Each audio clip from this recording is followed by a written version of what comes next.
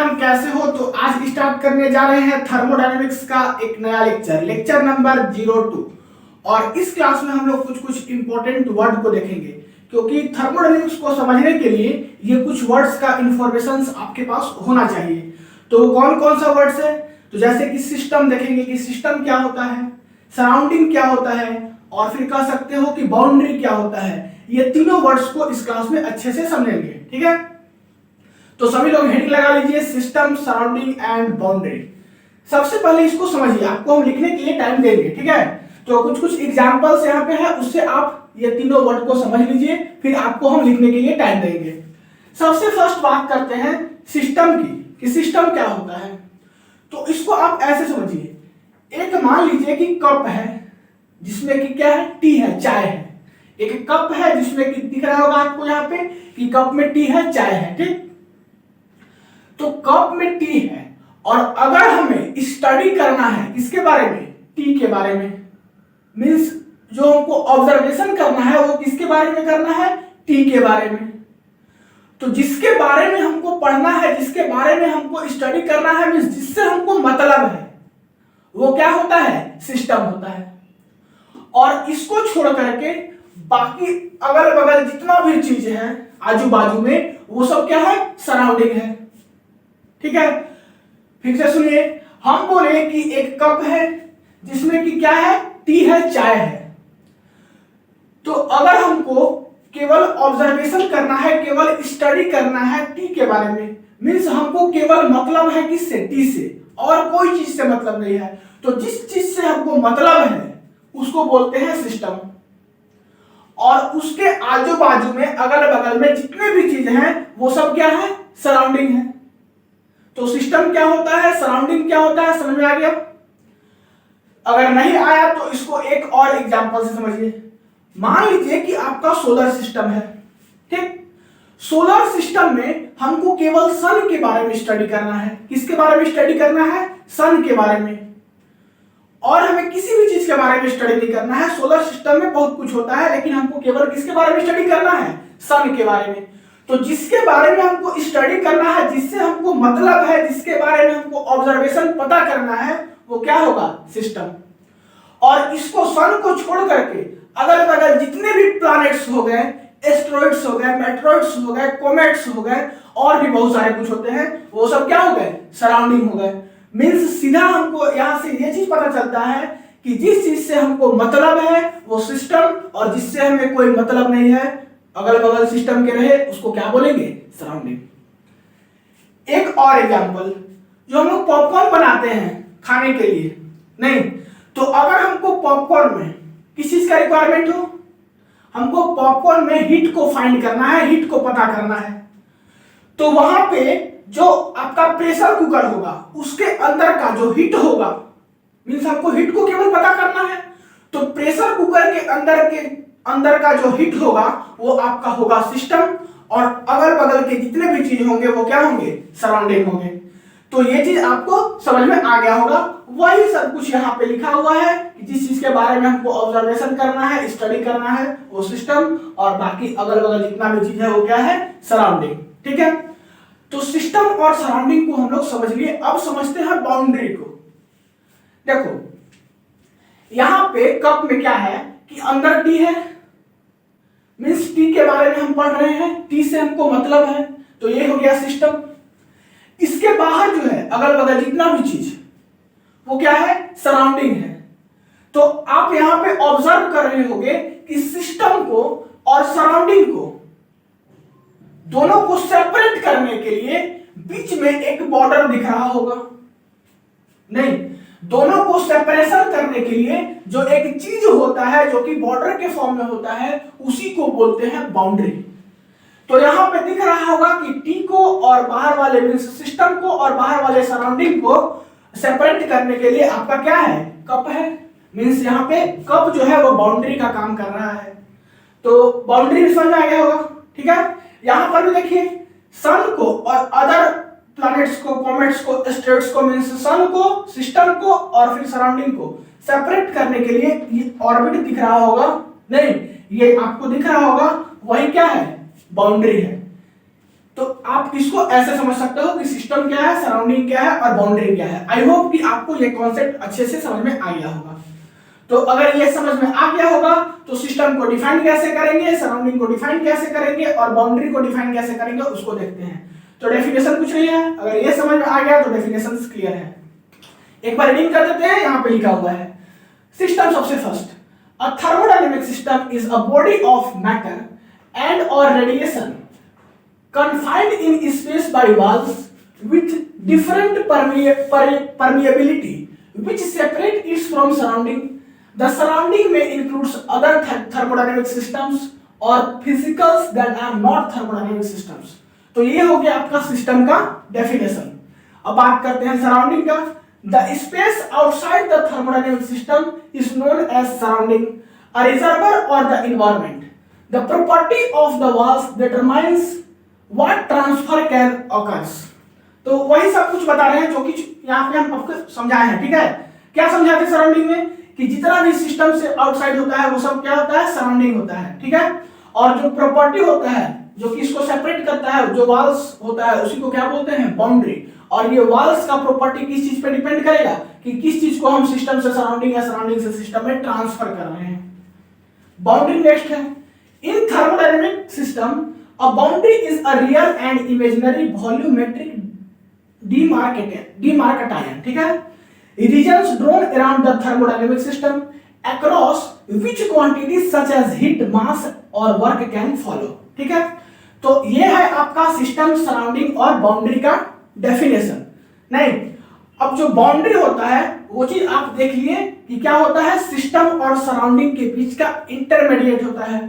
तो वही चीज लिखा हुआ है कि boundary exist between system and surrounding and system can be classified according to concept of boundary. Boundary जो है वो सिस्टम एंड सराउंडिंग के बीच का चीज होता है और बाउंड्री के कॉन्सेप्ट से ही हम सिस्टम को क्या करते हैं, क्लासिफाई करते हैं फॉलोइंग कैटेगरीज में। तो कौन कौन सा कैटेगरी होगा, कैसे क्लासिफाई करेंगे उसको अभी हम तुरंत देखते हैं। तो फटाक से इसको पॉज करके नोट कर लीजिए पूरे स्लाइड्स को। नहीं, बड़ा इंपॉर्टेंट ये वर्ड है, इसके बिना आप थर्मोडायनेमिक्स नहीं समझ पाओगे। तो फटाक से इसको पॉज करके नोट कर लो। अब देखते हैं क्लासिफिकेशंस ऑफ सिस्टम। 1 2 3 मिटा दे। तो हम लोग क्या किए, सिस्टम को देख लिए, सराउंडिंग को भी देखे और उसके बाद फिर बाउंड्री को भी देखे। तीनों चीजों को अच्छे से समझे, उसका डेफिनेशन भी देखे। फिर हम लास्ट में क्या देखे थे, नहीं हम लास्ट में देखे कि बाउंड्री के बेसिस पे सिस्टम को क्या किया गया है, क्लासिफाई किया गया है। क्यों? क्योंकि बाउंड्री जो है वो सिस्टम और सराउंडिंग के बीच के इंटरमीडिएट में होता है, वॉल्स के फॉर्म में, दोनों के वॉल्स के फॉर्म में काम करता है। तो सिस्टम को हम क्लासिफाई करेंगे बाउंड्री के बेसिस पे। तो वही बात लिखा हुआ है कि system can be classified on the basis of boundary. तो बाउंड्री के बेसिस पे सिस्टम को कितने पार्ट में क्लासिफाई किया गया, तो बात करें बाउंड्री के बेसिस पे तो सिस्टम को 3 पार्ट में क्लासिफाई किया गया। One is open system, close system and isolated system. ये 3 सिस्टम का क्लासिफिकेशन है। एक एक करके तीनों देखते हैं। सबसे फर्स्ट बात करते हैं ओपन सिस्टम का। तो ओपन सिस्टम को समझने के लिए आपको फिर से वही टी वाला कप को समझना पड़ेगा। अब आप ये मत समझिएगा कि आप मोदी जी का प्रचार कर रहे हैं, वैसा कहीं कुछ नहीं है। हम कोई मोदी जी का प्रचार नहीं कर रहे हैं। इसके बारे में मैकेनिज्म्स आप नॉर्मली घर में समझ जाते हो। इसके चलते यहाँ पे हम क्या कर रहे हैं, इसी का बार बार एग्जाम्पल ले रहे हैं। कोई पॉलिटिक्स पार्टी का प्रचार नहीं कर रहे हैं, ठीक है ना। नहीं, तो आइए इसको समझिए। यहाँ पे एक कप है, कप में क्या है, टी है। और जो टी है वो कैसा टी है, गरम गरम टी है, मीन्स गरम गरम चाय है। 50 डिग्री सेल्सियस इसका क्या है, टेम्परेचर है, मीन्स हॉट है टी, ठीक, गरम है। तो हम आपसे पूछ रहे हैं कि ये जो टी है अगर किसी भी कप में 50 डिग्री सेल्सियस पे रख दिया जाए, मीन्स गर्म करके रख दिया जाए, तो क्या वो ठंडा होगा कि नहीं होगा? ठंडा होगा ना, जरूर ठंडा होगा। कुछ टाइम के बाद वो ठंडा होगा। अब ठंडा क्यों होगा ये ओपन सिस्टम अच्छे से समझाएगा, इसको आप अच्छे से समझिए। 50 डिग्री सेल्सियस पे किसी भी कप में टी रखा हुआ है। तो हम जानते हैं कि हमको टी के बारे में पढ़ना है, तो ये सिस्टम होता है और जो बाहर टी के बाहर जितना कुछ भी होता है वो होता है सराउंडिंग, और ये दोनों को सेपरेट करने के लिए जो वाल होता है इसको बोलते हैं बाउंड्री। बोलते हैं, ये चीज आपको पहले से मालूम है। तो ये कैसे ठंडा होगा, गर्म से ठंडा कैसे होगा उसको हमको जानना है। तो यहां पे देखिए कि यहां पे जो टी है कप के अंदर, ये जो है अपना एनर्जी को क्या करेगा कि सराउंडिंग में ट्रांसफर करेगा, अपना एनर्जी को सराउंडिंग में ट्रांसफर कर देगा, कुछ समय के बाद धीरे धीरे करते जाएगा, तभी जाकर के क्या होगा, ये ठंडा होगा। फर्स्ट मेथड ये है कि क्यों कोल्ड होगा, तो सबसे फर्स्ट कि यहाँ पे अपना ये एनर्जी को लूज करेगा। सेकेंड चीज कि यहाँ पे आपको दिख रहा होगा कि ये कैसा है, ओपन है, ऊपर में कैसा टी कप का ऊपर वाला पार्ट कैसा रहता है, खुला हुआ रहता है। तो यहां से क्या करेगा कि टी जो है वह वेपर के फॉर्म में, क्योंकि क्या है टी गर्म है ना, हॉट है ना, तो ये वेपर के फॉर्म में बाहर में क्या निकलेगा। मींस जब वेपर के फॉर्म में बाहर निकलेगा तो यहां से टी के अंदर का कुछ मैटर बाहर निकलेगा, कुछ मास बाहर निकलेगा। ये कहा जाएगा तो ये भी सराउंडिंग में जाएगा, क्योंकि सिस्टम के बाहर जितना कुछ भी होता है वो सराउंडिंग में जाता है। ठीक, तो यहां से देखिए आप कि यहां से क्या निकल रहा है, कुछ एनर्जी लूज कर रहा है, पहले वाले एनर्जी से कुछ एनर्जी सराउंडिंग में जा रहा है, और यहां से वेपर जो है वह निकल रहा है, वेपर प्रेशर में से वेपर निकल रहा है। ठीक, तो यहाँ पे एनर्जी निकल रहा है और यहाँ पे मास का कुछ चेंजिंग हो रहा है, और कुछ चेंजिंग होगा, इसी के चलते इसको हम क्या करते हैं, delta, means change in energy. तो जो चेंज इन एनर्जी होगा वो doesn't is equals to zero होगा। इसका मतलब क्या है कि कुछ ना कुछ तो चेंज एनर्जी करेगा ही करेगा, और यहाँ पे डेल्टा एम भी कुछ ना कुछ चेंज करेगा, क्योंकि ये जो है वेसल, ये जो आपका क्या है कप है, वो कैसा है, ओपन है, तो वेपर के फॉर्म में से भी यहां से क्या निकलेगा, मास कुछ निकलेगा। तो डेल्टा ई भी जीरो होगा, doesn't is equals to zero होगा, और delta M doesn't is equals to zero होगा। दोनों यहाँ पे क्या होगा, जीरो होगा, नहीं जीरो के बराबर नहीं होगा, क्योंकि कुछ चेंज इन एनर्जी होगा और चेंज इन मास होगा। तो ये पूरा प्रोसेस है कि किसी भी हॉट टी को, हॉट चाय को कैसे ठंडा करेंगे, कैसे ठंडा होता है, ये इसका पूरा प्रोसेस है। शायद आपको पहले से ये चीज मालूम नहीं होगा। तो एनर्जी कहां पे जा रहा है, सराउंडिंग में जा रहा है, एनर्जी किस फॉर्म में बाहर निकल रहा है, सराउंडिंग में डायरेक्ट बाहर निकल रहा है, और मास किस फॉर्म में निकल रहा है, वेपर के फॉर्म में निकल रहा है। तो ये चीज यहाँ पे हम सब होल प्रोसेस में पूरा चीज समझा दिए। तो इसको डिफाइन कैसे करेंगे, an open system is a type of thermodynamic system where the energy and matter are often exchange with its surrounding. Energy भी एक्सचेंज कर रहा है और क्या कर रहा है, मैटर भी एक्सचेंज कर रहा है। इसी के कारण delta E doesn't is equals to zero है, और delta M does not is equals to zero है। तो ये ओपन सिस्टम आपको समझ में आ गया होगा। अब बात करते हैं क्लोज सिस्टम। यहां पे भी सेम चीज वही होगा, लेकिन यहां पे क्या होगा कि यहां पे आपका जो ये होगा वेसल का ऊपर वाला पार्ट, मींस कप का जो ऊपर वाला पार्ट यहां पे ओपन था, और यहां पे कैसा होगा, क्लोज होगा। तो क्लोज होगा, अब इसको क्लोज कैसे करेंगे, मान लो कि कप है, उसमें हम ऊपर से एक प्लेट रख दें, तो ऊपर से हम प्लेट रख दें तो वो क्या होगा, ढक जाएगा। अब जब ढकेगा तो क्या होगा, सो समझिए। सबसे फर्स्ट कि यहां इसका बाउंड्री से, वाल्स से जो एनर्जी निकल रहा था वो एनर्जी तो निकलेगा, मींस डेल्टा ई जो होगा वो कुछ ना कुछ तो होगा। यहाँ पे माइनस मत लगाइए, चेंज इन एनर्जी डायरेक्ट कर दीजिए। जो डेल्टा ई होगा, जो चेंज इन एनर्जी होगा, कुछ ना कुछ तो होगा, कंफर्म है।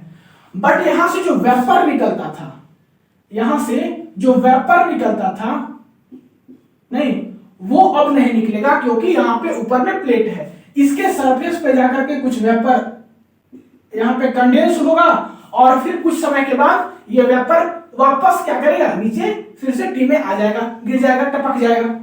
ठीक, कुछ समय के बाद क्या करेगा, ये जो वेपर है वापस लिक्विड में चेंज हो जाएगा, नीचे टी के पास फिर से वापस आ जाएगा। तो यहां से क्या पता चल रहा है कि डेल्टा ई जो होगा, मींस चेंज इन एनर्जी जो होगा, वो कुछ ना कुछ होगा, means delta E doesn't is equals to zero होगा। बट डेल्टा एम जो होगा, वो चेंज नहीं कर रहा है, कुछ भी चेंज नहीं कर रहा है, तो ये delta M is equals to zero होगा। तो ये दोनों वर्ड का मतलब समझ रहे हैं कि यहाँ ये कुछ ना कुछ चेंज करेगा, और डेल्टा एम में कोई चेंजेस नहीं होगा। इसमें क्लोज सिस्टम में। तो इसका भी डेफिनेशन देखते हैं। In thermodynamics a close system can be exchange energy as heat or work but not matter with its surrounding. An isolated system can not exchange any heat work or matter with the surrounding while an open system can exchange energy and matter। यहाँ पे देखो वही चीज बताया है जो कि हम बताए हैं कि यहाँ पे डेल्टा ई मींस एनर्जी जो होगा वो चेंज होगा, लेकिन डेल्टा एम जो मास होगा, जो मैटर होगा, वो चेंज नहीं होगा। ठीक, और यही चीज बताया है पीछे वाले से कंपेयर करके कि जो ओपन सिस्टम है उसमें दोनों चेंज होता था ना। तो ये दोनों को आप अच्छे से दोनों को डिफरेंस पता करके समझ सकते हो। यहां पर भी टी जो है 50 डिग्री सेल्सियस पे है और ये भी ठंडा होगा, लेकिन ये थोड़ा ज्यादा फास्ट ठंडा होगा और ये थोड़ा कम टाइम में, ये थोड़ा कम टाइम में ठंडा होगा और ये थोड़ा ज्यादा लेट से ठंडा होगा। दोनों में बस डिफरेंस यही है, क्योंकि यहाँ पे दो मोड्स है ठंडा होने का और यहाँ पे केवल एक मोड्स है। ठीक, अब बात करते हैं नेक्स्ट सिस्टम का, आइसोलेटेड सिस्टम। आइसोलेटेड सिस्टम देखो रियली बात करें तो दुनिया में कोई भी आइसोलेटेड सिस्टम होता नहीं है, लेकिन बस एक ऑब्जर्वेशन किया गया है। अब कैसे ऑब्जर्वेशन किया गया समझो। एक हम थर्मल फ्लास्क ले लिए, यहां पे दिख रहा है थर्मल फ्लास्क। थर्मल फ्लास्क क्या होता है कि अगर हम उसमें कोई भी चीज को रखें, गर्म चीज को नहीं, तो वो जो है वह क्या हो, ठंडा ना हो, मींस कोल्ड ना हो। किसी भी हॉट चीज को थर्मल फ्लास्क में रखें तो वो कोल्ड ना हो।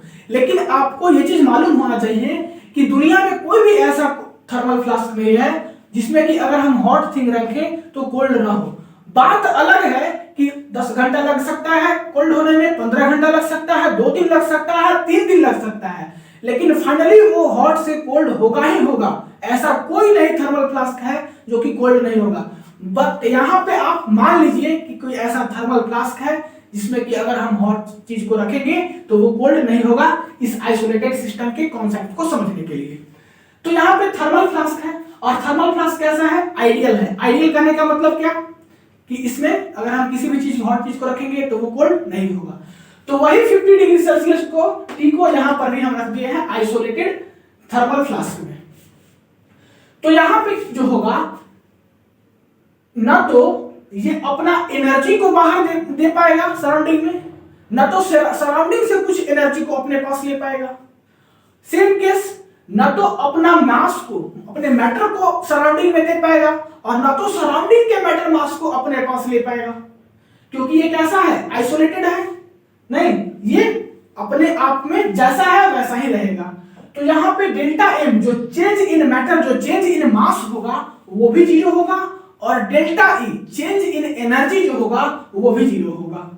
मींस ये दोनों में कोई चेंजेस नहीं होगा, डेल्टा एम भी 0 और डेल्टा ई भी 0। ठीक है, तो आप तीनों का डिफरेंस अब पता लगा सकते हो कि यहाँ पे डेल्टा ई और डेल्टा एम कुछ कुछ चेंज कर रहा था दोनों। यहाँ पे केवल डेल्टा ई मींस एनर्जी केवल चेंज कर रहा था, मास नहीं चेंज कर रहा था। और यहाँ पे जो है वह डेल्टा एम और डेल्टा ई दोनों में कोई चेंजेस नहीं हो रहा है, तो इसको बोलेंगे आइसोलेटेड सिस्टम। ठीक, इसका डेफिनेशन देख लो, दोनों की जैसा जैसे इसी का सेम डेफिनेशन होगा। N isolated system is a thermodynamic system that cannot exchange either energy or matter outside the boundary or the system. There are two ways in which this may occur. The system may be so distant from another system that it cannot interact with them. तो I hope कि आपको system का classification बहुत अच्छे से समझ में आया होगा, नहीं कि ओपन सिस्टम क्या है, क्लोज सिस्टम क्या है और फिर फाइनली आइसोलेटेड सिस्टम क्या है। तो इस क्लास में क्या क्या पढ़े उसको थोड़ा टॉपिक को बस रिकैप करते हैं।